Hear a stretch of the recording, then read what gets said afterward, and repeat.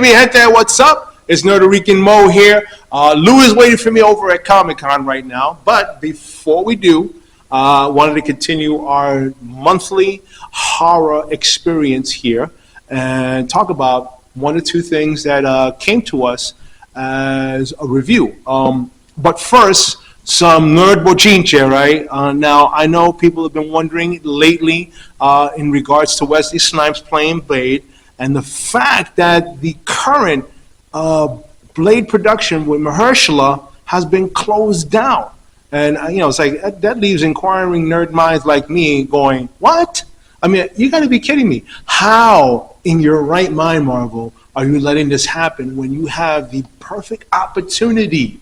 It was already proven in Deadpool and Wolverine with the multiverse in front of you that any storyline can be made possible. Yeah, if people want, I'm not going to argue. I love to see Blade, Wesley Snipes coming in. But I would also love to see it, since you have Mahershala, a passing of the torch. You have Wesley in his timeline again, thanks to Deadpool and Wolverine.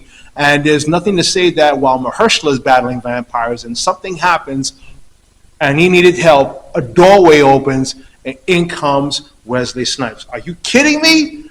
I mean, here, take my money. Take it, bro. I would throw it all at you like a stripper. My God, I would love to see that. And I'm pretty sure you guys would love to see that too. And it's possible. I mean, guys, whatever it is, hatch it down, because in the end of the day, yes, you want to make money. And yes, we want to experience to see this event happen. We want it. Hell, we had it in Deadpool and Wolverine. I mean, his appearance alone in that scene, I can go through 100 reveal videos online and show you the reaction, the bananas that people had at that moment, like myself. Look, my hairs are still standing up from talking about it. It was that good. So, Marvel, if you're listening, please don't let this happen. Take advantage of it. Make it happen. We, the fans, we, the nerds, would love to see this and put it on the big screen. Sit back like a fat cat and collect your check, bro. Because trust me, this is not an event you want to pass up, and you want like little, whatever petty squabble it is. I hate to say it this way, but it's the truth. Money will shut it up. And this is a money opportunity and a fan and a fanboy's dream come true to see that happen. Please make it happen, okay? And with that, I have another, how can I say, review. On that night, I was watching this movie called, The Substance with Demi Moore. And it really freaked me out. It had elements of Reanimator in it. If you guys have ever been Reanimator fans, this is the kind of film you want to watch. But if I had to summarize this film, I would put it in one word: vanity. The ugliest word that could ever be. Because that's what this story was about. We're talking about an aging star who is now being treated as irrelevant. No longer pretty, no longer, makes heads turns or whatever. And so they got to find someone younger, someone prettier. And, that causes a serious detriment in a woman, because, that all that she lived for, the adulation, the fan love, and the fact that she felt that she was like, the prettiest in the world. And with that depression, leaving the office, she gets into a car accident. She survived. Why? Because she was in great shape. She, surprisingly, nothing wrong. But at the moment, she broke down. She felt the pain of what was happening to her. And the nurse that was in the room with her doing a final examination on her said that she would be a great candidate. And he gave her a disc, a flash drive that said The Substance with the phone number on it. At one point, she wasn't even thinking about it, but then in another scene that she's reading an article about, how can I say, an audition to replace her, she went after it. Because again, vanities, evil eyes stood out. She went in, she picked up, she called the phone, they gave her a number, they mailed her a card. She went to a location and picked up a package that would, I would say, change her whole reality. The Substance was nothing more than a system where she would have to create herself but she'd have to but also every 7 days they'd have to go back. But they reminded her one thing: they are always one person. But again, vanity takes over. Stardom, fame, money. Things change, and let me tell you, it gets real bad, real quick. And over about 3 months or 4 months in time of doing this, I would tell you, once you watch, you're just like going, "Oh my God, it's horrible." It's a horrible ending as far as she was concerned for what happened, but that's the price of vanity. It consumed her, and ultimately, literally, I would say destroyed her, both personally, physically, mentally. I mean, all of it, man, all down the gamut. A good watch, especially like I say, if you love the Reanimator, you love those simple effects, and you love the whole idea of watching how a woman transforms from someone who thinks she's irrelevant to someone who thinks she's just invisible to then nothing. So with that thought, if you choose it, Puerto Rican Judge Mo here told you to get it. I hope you enjoy it. Until then, I'll be back with some more after this commercial break.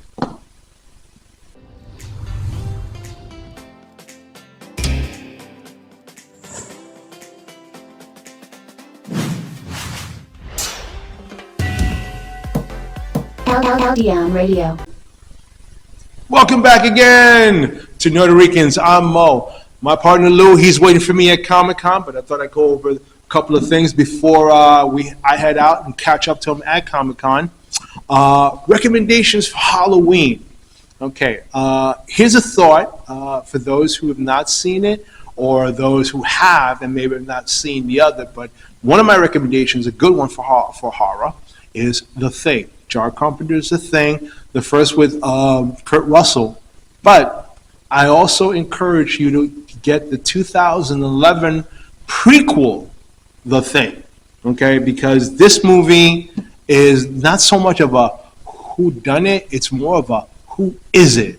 And both films have ways of figuring it out, but it's one of those that you see the story, the development of the characters. They're in the middle of, God knows nowhere, in the middle of, I think, the North Pole or Antarctica, whichever place that was. I can't remember, but it's cold, and survival is pretty much, whenever supplies come or whoever they can contact. And now you have this space creature, fell from space about 10,000 years ago, and can mimic anything it comes in contact with. So people, memories, attitudes, you wouldn't even know that was next to you until it was too late. And if they're discovered, then they become their true form, and all hell breaks loose. So in the first one, if anyone's a classic of the first one like myself with Kurt Russell, it was pretty much on the edge of your seat as soon as the thing starts showing up. First it was the dog, then it was the doc, or the one that caught the heart attack. I think that was my favorite. I forgot his name. He caught a heart attack, and they had this scene where they had to try to revive him, and they gave him a shot, and then the next shot that was about to happen, the stomach opens up, it grows teeth, and then it takes his hands. And then all next time, the stomach explodes. I don't know, do the bad Mexican, it could be anything. But then another creature's up there, and they're just all freaking out. Okay, so McCready, who's played by Kurt Russell, has his flamethrower, burns it up. But then you figure out and you find out one thing, that it's not one creature, it is multiple. You cut a piece off, it runs away and becomes another creature. And I remember it because they're standing there seeing this charred thing, and at some point the head detached itself, hid itself under the table, all of a sudden grew legs, grew antennae, and while they're talking, you can see in the background, walking away, just growling away, and the dude just turned around and said, "You gotta be effing kidding me." But they wind up toasting it, and no offense, he's the one that's toasted throughout the whole time. I mean, I don't know how much weed he had out there for the winter, but he was truly toasted when he saw that thing. And that's it. It's more of a who is it, not a who done it, but the story revolves on the survival of the crew. Now you go to the prequel, same theory, same setup, but here's the thing, they're first encountering it for the first time. They're the ones that discovered it. They cut out the ice piece where supposedly where not only where the ship landed, but where the thing escaped and unfortunately got frozen in the ice. Now you would think it's dead, right? Wrong. It's very much alive. And what do? They poke a hole in it to bring it to life.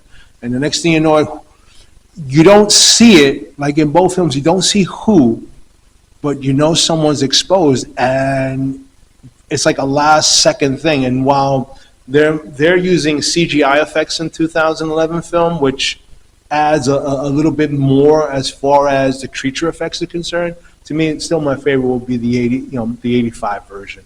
Because again, both needed story and the actors to be involved in a way that it's about survival and it's about figuring out who is the thing. And it becomes very creative because the first one had to deal with the blood. This one, not so much. And so they tried a different creative idea, still within the story, the fact that this thing copies you completely head to toe. But what about the imperfections? Say you got a broken arm, you got a plate in there. Well, gone because A, when it replicates, you can't replicate metal. Flesh, blood, and bone is all it can do. And when it splits itself apart in the 2011 prequel, whew, you just don't see it coming. Like in the first one, you saw the head, and it's like, oh, okay, you got that understanding. But in this one, it's like one moment, oh, let's carry him over, and it, all of a sudden his arm comes off and it starts running. I was like, what? No. It gives me the creepies with cucarachas and stuff like that. I'm telling you, that's, and this is not something a simple chancla will do, because you need a super chancla to take care of these things, I'll tell you that much. But it's that kind of creepy, that kind of, I wonder, and what is it? And then, oh my God.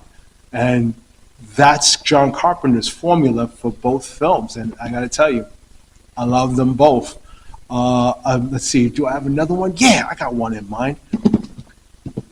Mira Sorvino, and the movie is called Mimic.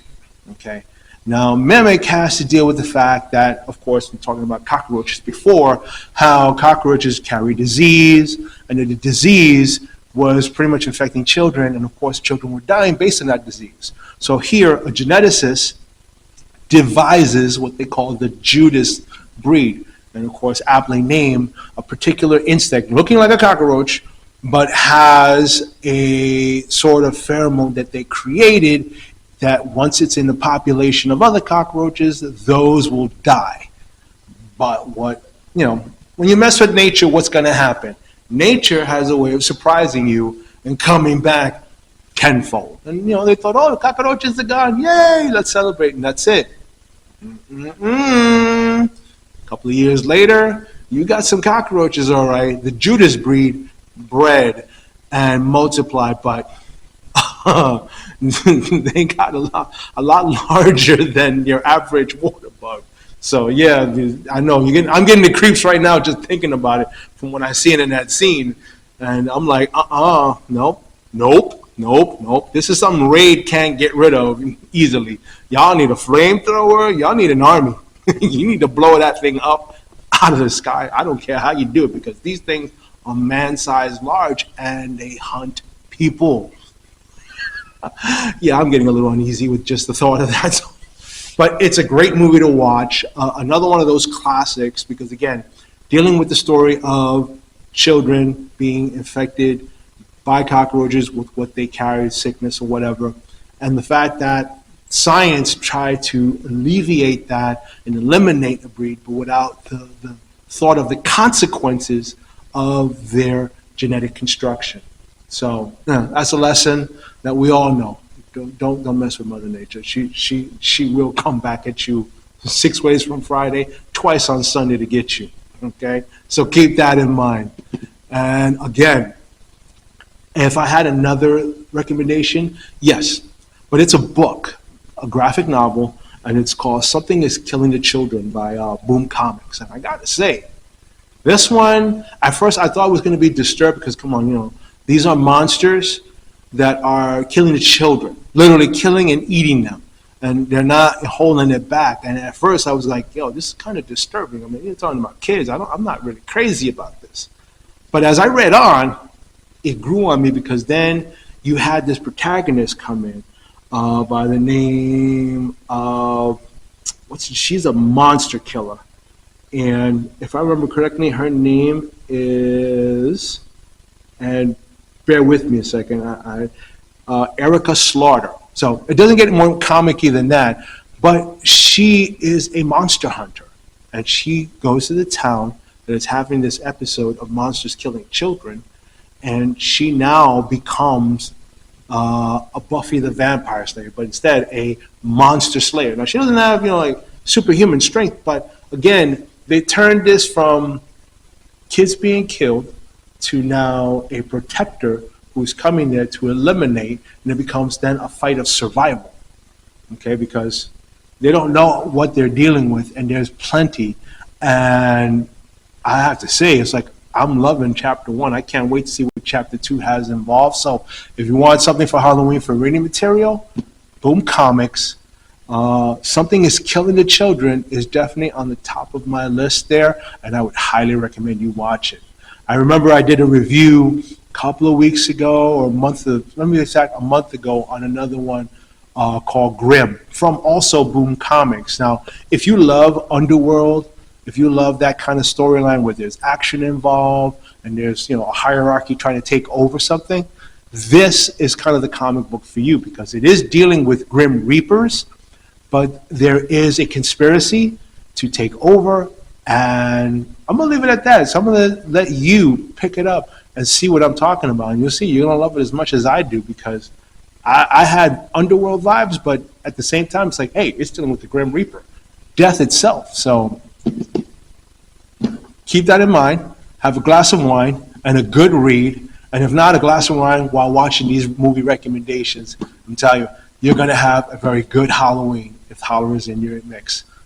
So with that, I'm going to go to commercial break, because in a little while I got to change, and I got to go catch up with Louis before he does something. I don't know. I got to watch out for that boy. Until then, I'll be back. Hey everybody, I'm Lil D. I am Javier Luis. I'm Alex Polanco. I'm Apollonia Cruz. And I'm Kelly Caboose. I am Shirley Phillips. I am Emmanuel Anzule. Do you know 1 in 4 women will experience domestic violence During their lifetime. And domestic violence and abuse can happen to anyone, regardless of gender, race, or other factors? 2 out of 3 homicide cases are Females who were killed by a family member or intimate partner. As domestic violence victims, they face high rates of depression, Sleep disturbances, anxiety, flashbacks, and other emotional distresses. And without help, witnesses of domestic violence are more vulnerable to become abusers themselves. thus continuing the cycle of violence in the next generation. Hello, I'm Charles Laloma. Join the LDM Network and a safe horizon and take a step into changing these facts.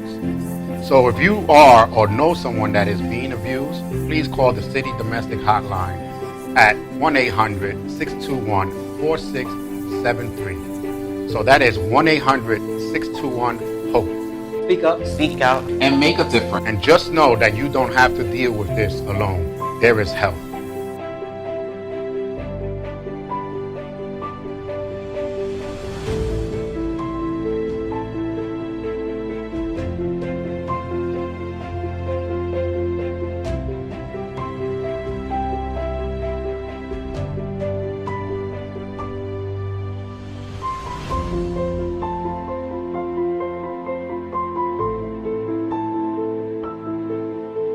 Hello, and I'm back.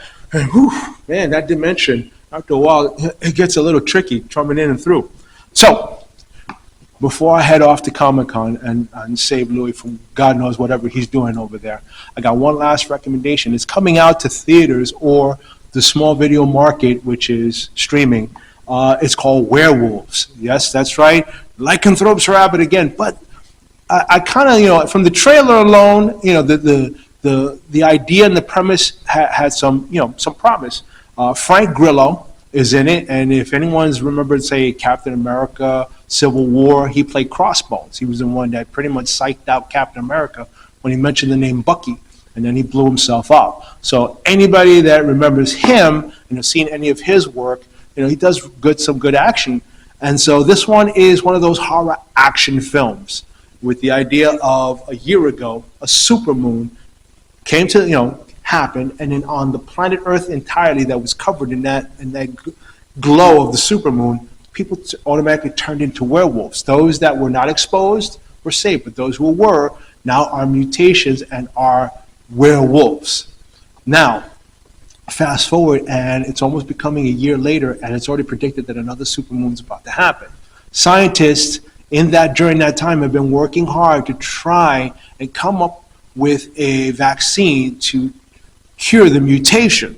But again, time is running out, and as always, Frank is in there, and you got your guns, you got your explosions, but best of all, werewolves all over the place, everywhere. And I'm telling you, it from the action sequences I saw, I'm like, okay, good action. I mean, yes, it sounds like a B-rated action, but the effects are by far not something cheesy, and they really, really look good. So I'm going to check it out. I hope you check it out, because this looks like a really fun thrill ride. If you guys are loving lycanthropes or whatever, this is the, I think, recommendation I'm going to give to you. Like it, love it, hate it. Hey, you can always come to our Facebook page. Let us know what you think about it. Okay? And with that, I'm going to get myself changed, jump into my shuttle pod, hopefully transport myself in a reasonable amount of time to save Lou from whatever is going on over there at Comic Con. So I'll see you soon for the Comic Con experience, Rican style. Until then, I'm Mo. Live long and prosper.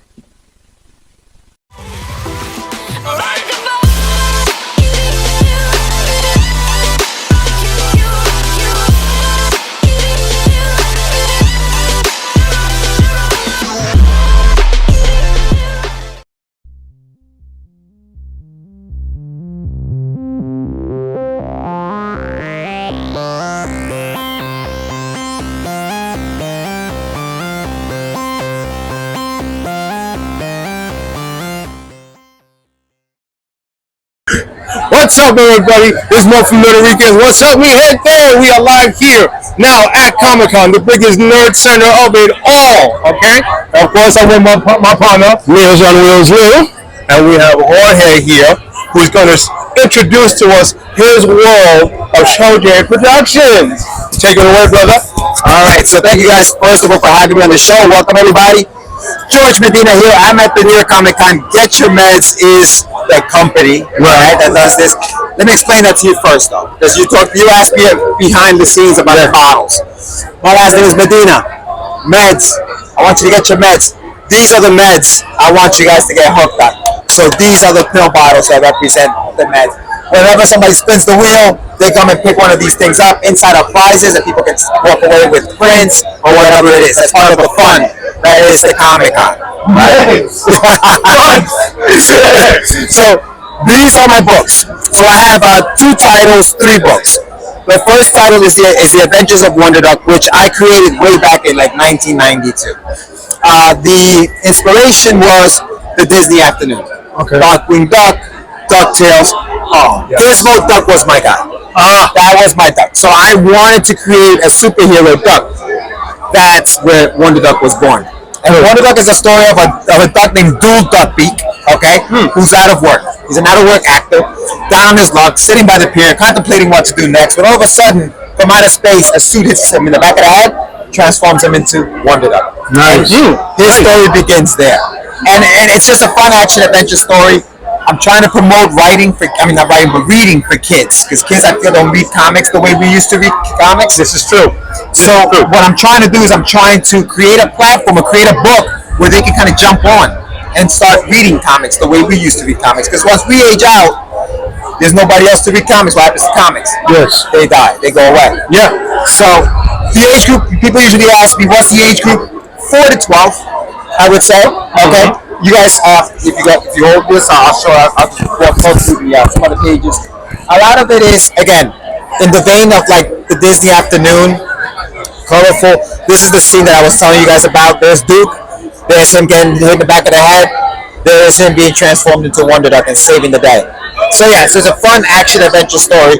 And then for the older kids, teenagers say, you have a book called Bus Spot 377. Now, I created this back in 1999. I was working at an orphanage. I wasn't a social worker. I did entry. The name of a kid came across my desk. His name was Nonami. Oh, that's an interesting name, Nonami. It was no name. The kid had no name. I was like, what does that look like? What if the kid who didn't know where he came from or who he was, what if he was in a place he didn't want to be and wanted to escape? And that's Russ. That's the story of Russ. And when I created Russ way back then, I told my artist to give me a mix of Dragon Ball Z meets the Boondocks. Nice. And so that was what they gave me. So this is the book. Now this book here is a 144-page graphic novel. The entire stories here from issues 1 through 6 are all compiled into one book. I do have it here at the show in 3 ways, 3 versions of the book. So you can get the graphic novel entirely. You can also get the single issue. Sometimes people just want to get their feet wet and see, okay, maybe let me see if I like the story. Right. So I put the story, the first chapter is in this one comic. Okay, floppies that we used to read back in the days. They call me it. So the first issue is that way. Then I thought, all right, what if they don't want to carry around comics? So I made a digital form of it. So if you want to buy the digital download, you can. It's in the form of a trading card, which you can collect. Was that the single or the entire book? It's the single. Okay. So it has the little one here because I'm going to have a bunch of cards. 6 cards will give you the 6 chapters. The back of the card has a QR code, and you can just download it to your phone and read it there. Technology. Yeah, technology, right? Technology's right. So that's what it's all about, man. It's all about just fun comics, reading comics, enjoying comics the way we did growing up. And yes, that's what we got going on at the Comic Con. Where can we find your books? You can find my books at getyourmeds.com. There it is, getyourmeds.com. I also, you can go to my website. My website will have all the links to my social medias, whether it's, everything is there. Whether it's I'm on Facebook, Instagram, Twitter, you know the deal.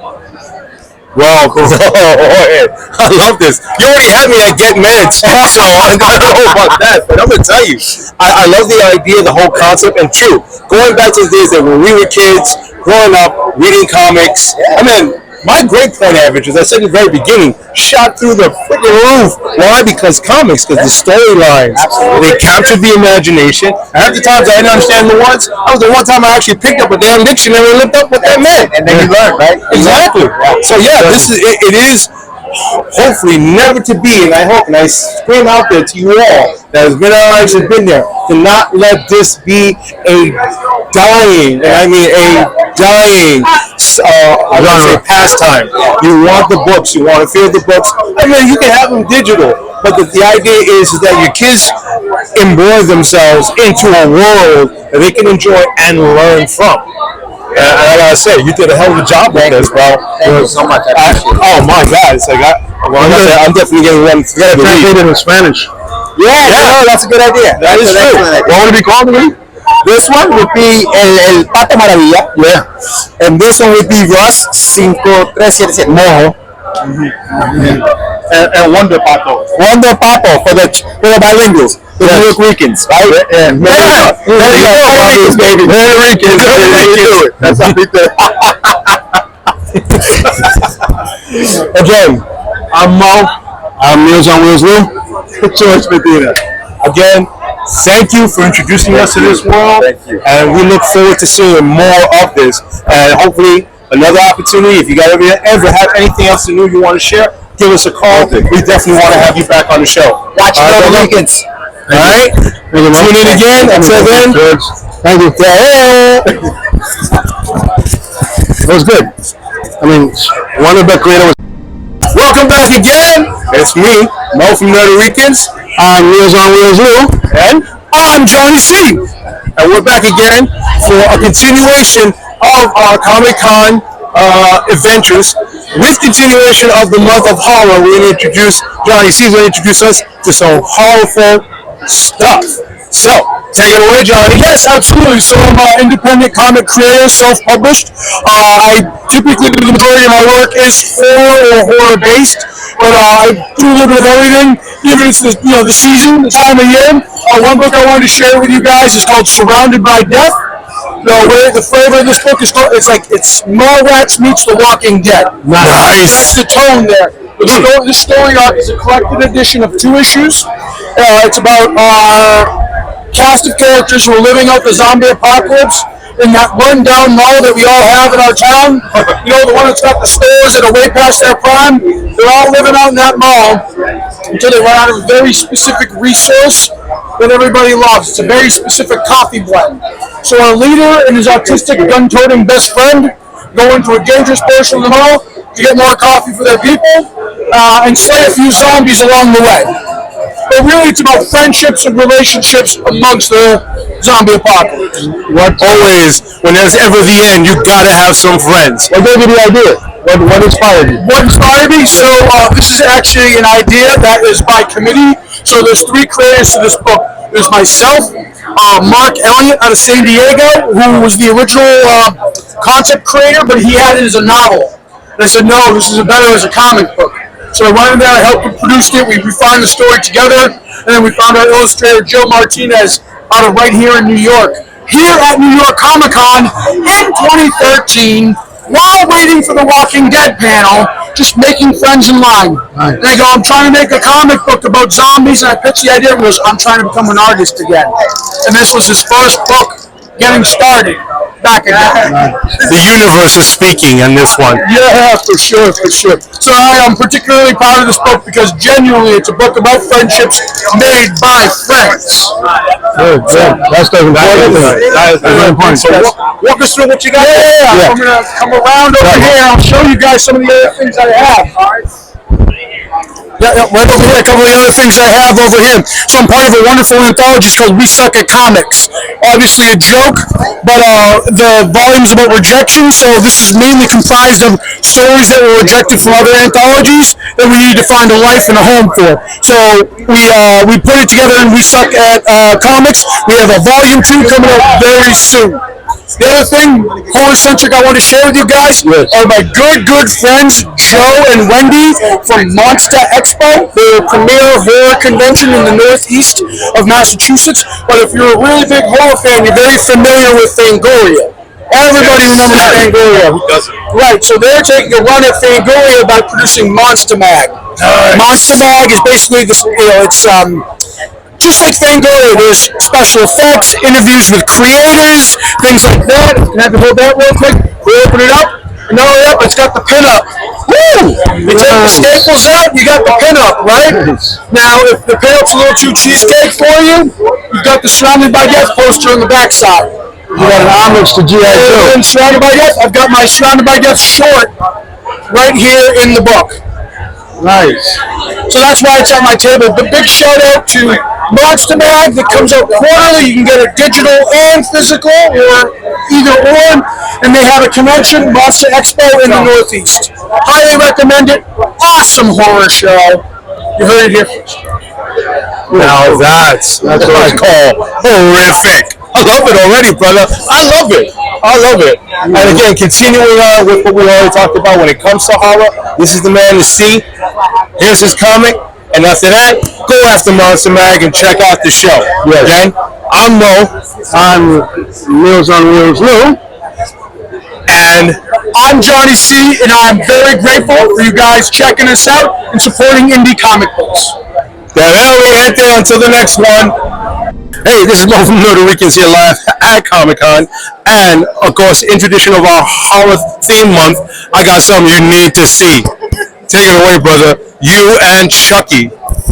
How you doing, guys? This is my animatronic Chucky doll.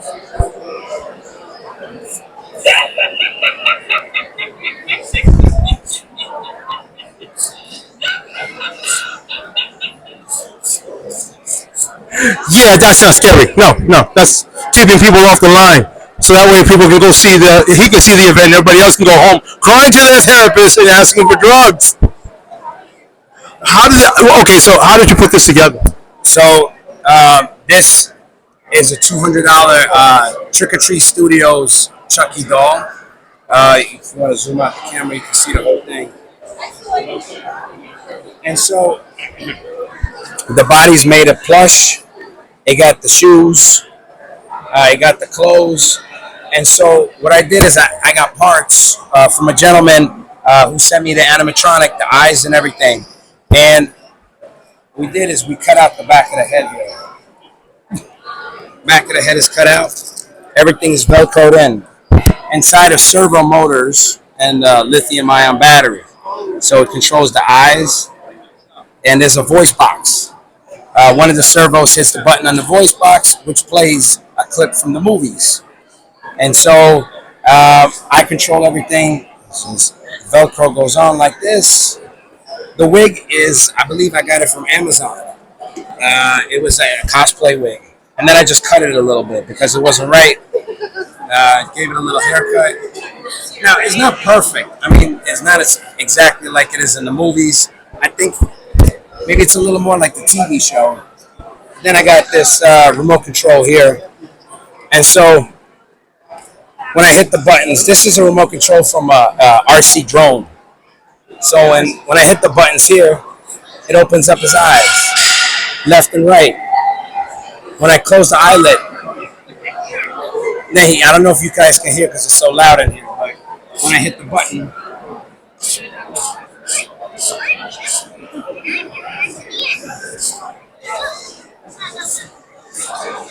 Oh yeah, you'll lose sleep on that one. Loads of sleep.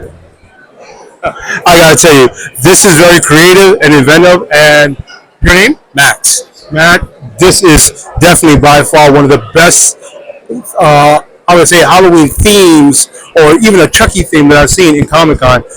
Man, congrats on the work that you did on this, bro. You know, it's not even that hard to put together. Like I said, the doll is $200. The motors, they come from a drone. Each one of them is probably like $20. Well, maybe like $10. Mm-hmm.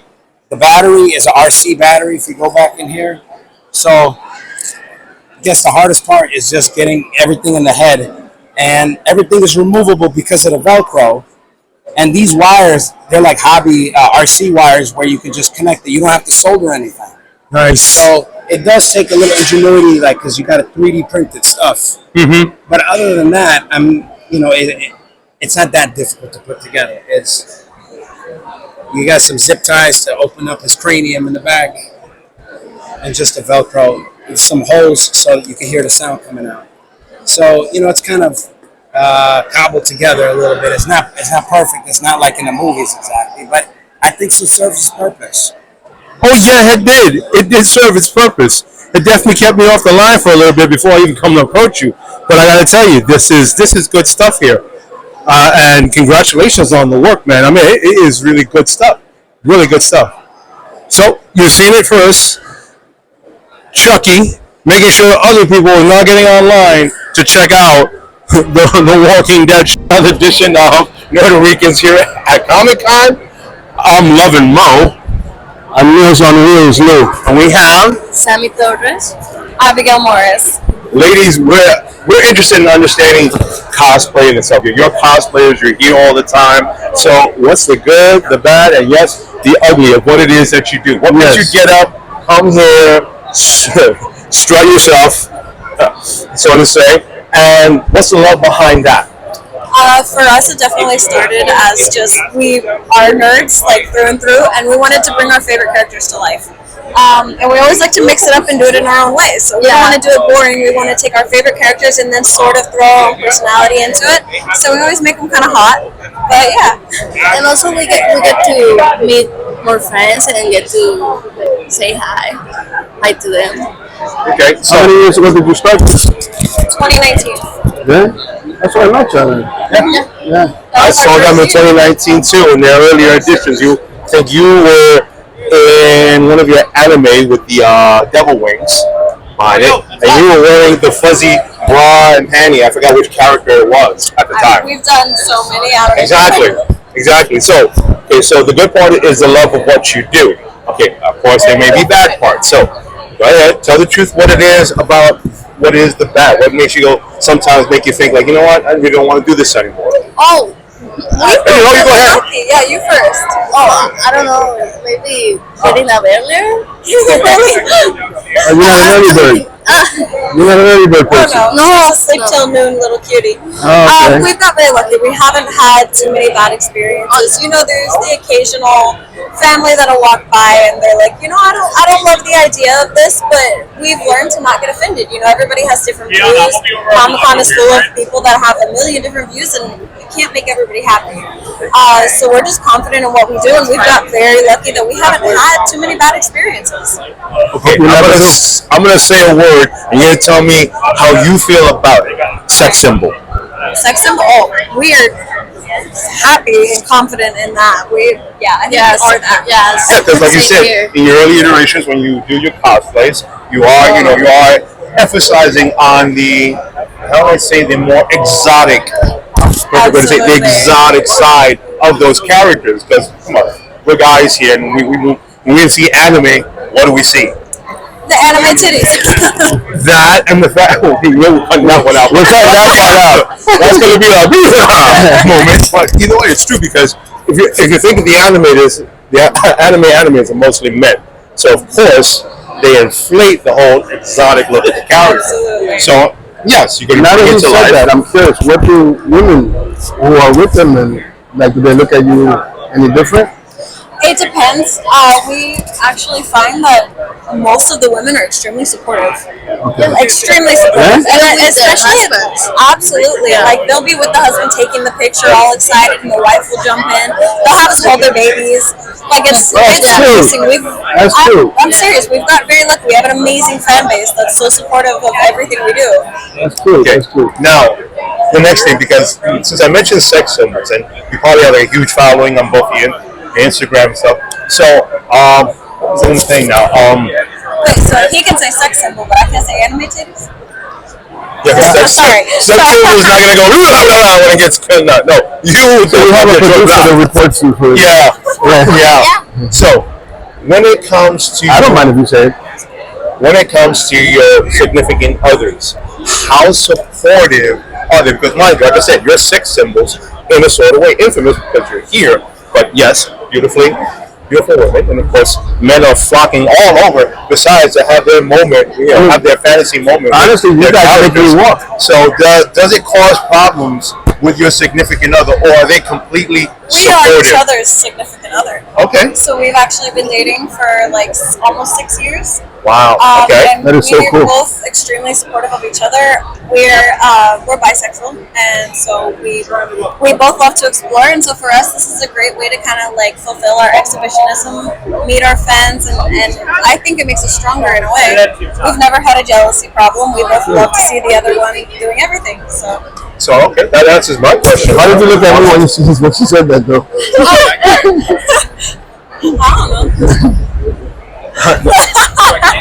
We can only think. Wait, let's not do that. We might have another red flag on that one. But either way, thank you, ladies. Okay, thank you for bringing this to life. We want to show. We just not only wanted to show, like, you're here, you're taking pictures, and like you said before, people come by, they always have an opinion. No, we like to have your point of view, so that the world can know that you're not just in it just flash or cause problems with couples or whatever. No. You're here for the fun and the love of what you do. And we're actually nerds. A lot of people will come here and they'll be like, well, what's your cosplay? Do you actually know what that's from? Do you even read comics? And we are nerds through and through. So what is your favorite? Yeah, favorite go-to. So we're Marvel. Like Marvel. Okay, so favorite go-to character. Thanos. I'm in love with Thanos. I like his theory. Deadpool. Oh, yeah, I can see that. She has Deadpool tatted on her. Really? Is it a place that we can show? We're gonna just. I don't know if you can get her sleeve up there, but yeah. Oh, okay. I was the same. So if you had it on your back or whatever, but that's cool. That's a love and a passion that you have for it. As nerds, as ourselves, we're the same because we have that same love and passion. I mean, I'm cosplaying Starfleet. That's who I am. I love that, and that's what got me into the love of everything else that follows: Marvel, DC, you name it. So yeah, Thanos. I'm like, I can't picture the chin, but I'm like, okay.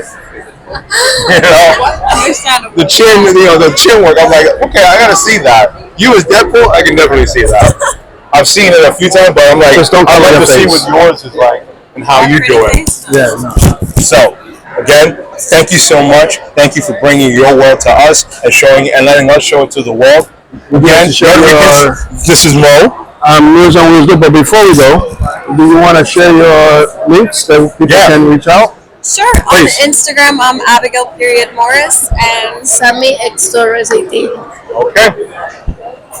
Thank you. And tune in. Hey, welcome again to Puerto Ricans, the Comic Con edition. Okay. I'm Mo. I'm News on Wheels Lou. And we have JD Rosario. Excuse me, JD Rosario. You got it? His name? That threw me off for a second. Forgive me, everybody. I'm used to it already, so don't worry about that. So, dude, again, thank you for having us at your spot. Thank you for coming. And you know what? The floor is yours. Talk about your company. You have here, your characters, all that. So, since 2008, I've been building this little world called Unstoppable Comics. We don't have rich uncles. We don't have major sponsors behind us. We've got those who have been supporting us for all of these years, building this all up. And just 2 days ago, we launched our cream of the crop, the top of the mountain, right? Our action figure line based on the characters that we established within the Unstoppable Comics world of comics.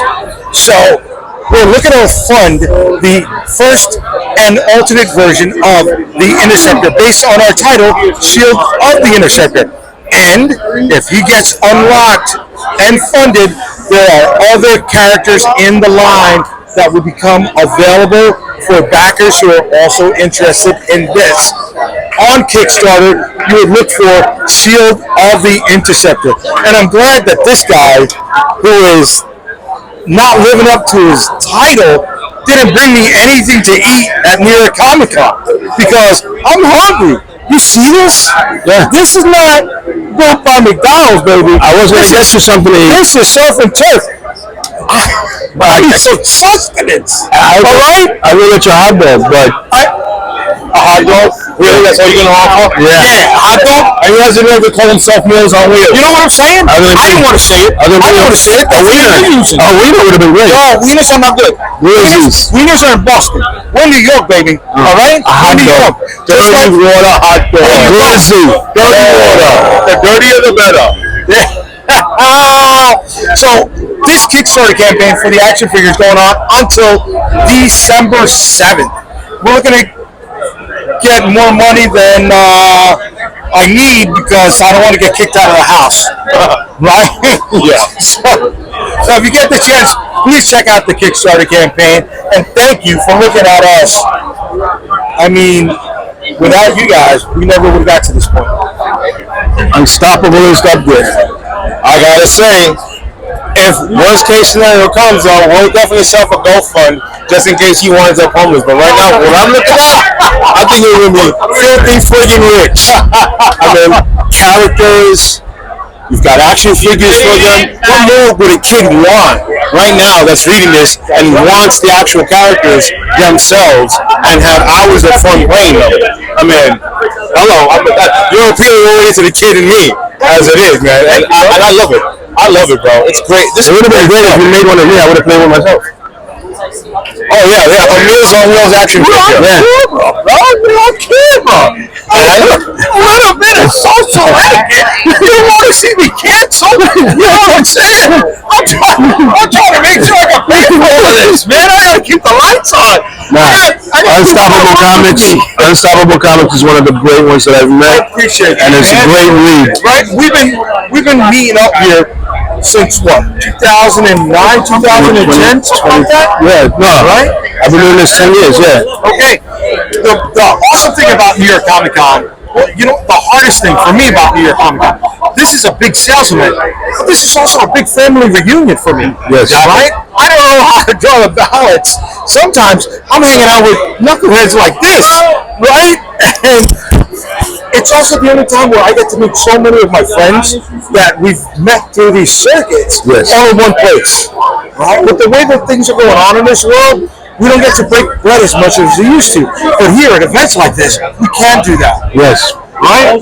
Yes. No matter how many times he runs into the back of my ankles. I mean, I like coming to him because he's fun, energetic. He knows how to do this real good. I learned from him, so him and Jorge, I learned from the best.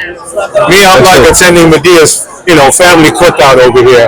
It's like all I'm waiting is someone to get funky and crazy, and Medea come in and kick their ass. Yes, I said it, ass. Oh, my eyebrows are going up. Going up. Oh, we could do that? Make his eyebrows go up? No, we could talk naturally. Not too natural. Oh, I get away with that. PG-13 is not fun for me. No, me neither for me. Imagine how I feel. What about the dark show, the after-hour show? Right? We got you that. Then we can have an after-hours version. There we go. No titty, though. No titty. No titty. No oil. No oil. Damn it, I got to oil. But no oil. I put all that baby oil away. Hey, now. Let's keep it friendly. Listen, PG-13. All right? This is the last day of New York Comic Con. If you do happen to get a chance, check us out, booth 1948. If you don't, look us up at unstoppablecomics.com. Yes. Tell us that you've seen us. Tell us that you like seeing one of the two guys that are here, right? I'm not going to pick and choose who, but I'll leave that up to you. It's me. Make it easier, so when you want to feel compelled to talk, just say no to Rican send you. And that will be more than enough. They won't tell if it's him or me. There we go. Make sure the Puerto Ricans have fun. Again, I'm Mo. I'm Mills over here as well. I'm JD Rosario. Thanks again for tuning in. See you next time. Live long and prosper. Welcome again to another edition of Puerto Ricans here, the Comic Con experience. Okay, I'm Mo. I'm Comic Con Lou. And we have today Michael Almeida. And please, tell us about Latin Heroes or Heroes Latinos Universe. So, I have one superhero from each country in 4 groups, and from this I have 11 comics. So, the idea to have this project is because I want to showcase that when the Latinos are united, we are a great force and we can also save the world, because we never get that kind of representation. So, that's how the project was born. So, I want to show how we are so much alike, but each one of us are also different. So that's the idea. Because US, they always try to put us on a box, and that's what I want to break. We can be so much more. This is true, because we have done in one of our interviews a history of between DC and Marvel when it came to Latino superheroes. Of course, the most recognizable will always be Miles Morales as the Spider-Man, but in your case, all the heroes are Latino and united. Yeah, and that's my idea. For example, I want to represent each country because, for example, I'm Colombian and I never get to see something from Colombia. People from Bolivia, from Uruguay, those small countries, they never show us. So this is the idea. And when the people come here and they see their flag, oh my God, that's my country. And it's really nice to see how they feel. So I think that's my mission and I'm accomplished it. Who's your favorite character out of all here? What's your go-to character? I know you love them all. There's got to be one that's maybe it has to be, because I'm Colombian, it has to be Colombian because from the beginning I just have Colombian superhero and want Colombia to save the world. But eventually I realized no, from other countries they don't want to allow that. So that's why I start creating more. Is that character here? Yeah, actually my latest comic is Colombian Dimensions. So I have one superhero from each region, but it's part of the universe. So with this one I try to talk about the violence we have in the past, like the Masacre de las Bananeras, los falsos positivos, and a little bit of history, because this is a villain. Nice. But also, I would like to highlight my new project, because this one is more like Marvel DC, but I want to create something more like anime, manga, Japanese style. Okay. So it's this one, Mascarada and Diablada. So this one is from carnivals from Latin America. So I have Puerto Rico, Dominican Republic, Ecuador, Brazil, Colombia, Mexico, Argentina, Peru, and Bolivia. So the idea is that when they put the mask, they're gonna transform and they're gonna be meat hunters. So I know I don't have all the countries here, but the idea I'm gonna include them is through the meats. So I'm gonna have meats from all Latin America, like La Llorona, El Cipitio. Well, ya yo veo que tienen la banda de Puerto Rico, so I know there's a Puerto Rican character in there. Yeah, this one is El Vigigante. Wow. I forget his name. ¿Cómo es que se llama otra vez? El Vigigante. El Vigigante, yeah. Oh, we can see that. For example, this one is from Ecuador.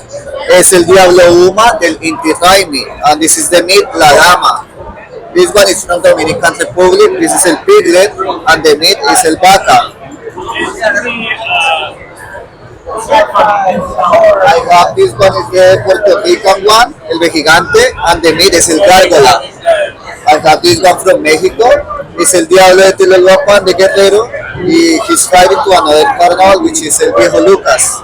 So, cada hero tiene su villain en el mismo país. No, just to showcase this because it's the first issue, but my idea is they can fight any meat. Right. Because especially in Latin America, like for example, La Llorona is in so many countries, like Mexico, like Colombia. So there's a lot of meats that join us. Interesting. It's very unique idea because there is no. If we see now, manga and anime is getting huge, but there is nothing like Latin America about it, and Latin America consumes a lot of manga and anime. So I think it's important to have something like this. This is true, and we need a lot more like this. You know, with Latin heroes. Yes. I mean, not just in small character roles, but in the big front lines. Yeah, like the lead. Exactly, leads, and this is great. That's what I say. Like when the Latinos are united, we can also save the world. We can also do it. Always.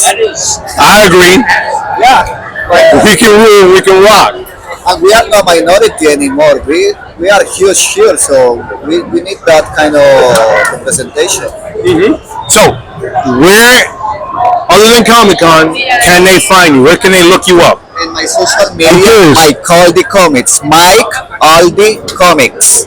You can in Instagram, Facebook, all my social media is under that name, which is my name. That's my Michael Almeida Diaz. Mike Aldi. Okay, good. Just like us. Nerd and Rican.